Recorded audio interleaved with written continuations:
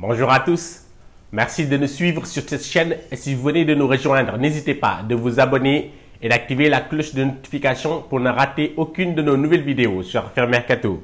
On va commencer ce tour mercato par l'international ghanéen Nicolas Opoku. En prêt à Amiens, le défenseur de 22 ans ne serait plus dans les plans de l'Udinese, son club principal. Selon les informations de l'équipe, les Grenats auraient entamé les discussions avec le club italien et pourraient profiter de cette période d'instabilité pour le recruter.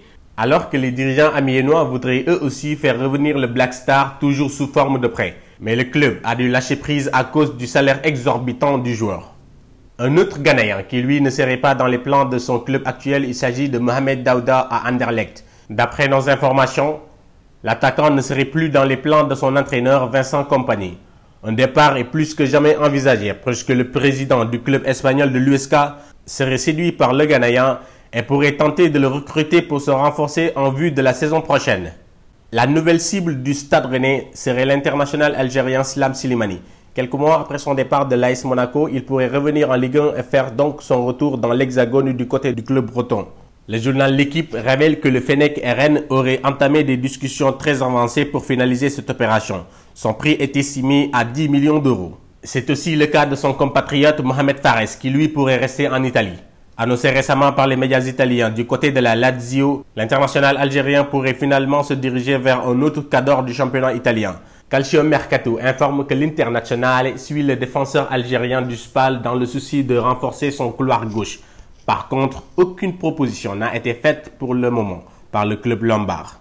Toujours du côté des Fennecs, dans le viseur de plusieurs écuries comme l'Atlético de Madrid et l'Inter de Milan, le défenseur algérien Aïssa Mandi est également convoité en Ligue 1. Son prétendant serait l'OGC Nice. Mundo Deportivo annonce que les Aiglons ont approché le Betis et formulé une offre qui a été déclinée par le club andalou. A noter que la clause libératoire du champion d'Afrique algérien est fixée à 30 millions d'euros. Annoncé sur le départ, l'international burkinabé Bertrand Traoré se trouve dans le viseur de Newcastle et de Crystal Palace. Malgré qu'il ne soit plus dans les plans de Rudy Garcia, l'OL ne voudrait pas non plus brader les talons. D'après l'équipe, les dirigeants rhodanais n'attendent pas moins de 25 millions d'euros pour le laisser partir. On va se pencher sur quelques internationaux tunisiens qui pourraient être notre focus de ce tour mercato.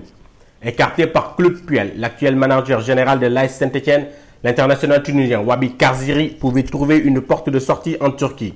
Selon les informations du média turc 61 Sat, l'Aigle de Carthage est courtisé par le club de Trabzonspor. Les Boromavi se seraient entretenus avec les dirigeants stéphanois qui souhaiteraient pas moins de 8 millions d'euros pour lâcher leur avant-centre. Le club turc espère donc obtenir un prêt avec option d'achat. Un autre Tunisien serait lui aussi dans un potentiel départ. Il s'agit de Firas Bellardi. Celui-ci aurait reçu une offre et pourrait quitter l'étoile sportive du Sahel. D'après nos informations, Diba Al-Foujaira s'intéresse au milieu de terrain tunisien. Le club émirati aurait proposé 450 000 $ pour son recrutement. Le Zamalek a engagé les discussions avec la formation d'Al-Ittihad Jeddah pour le recrutement de l'international tunisien Anis Badri.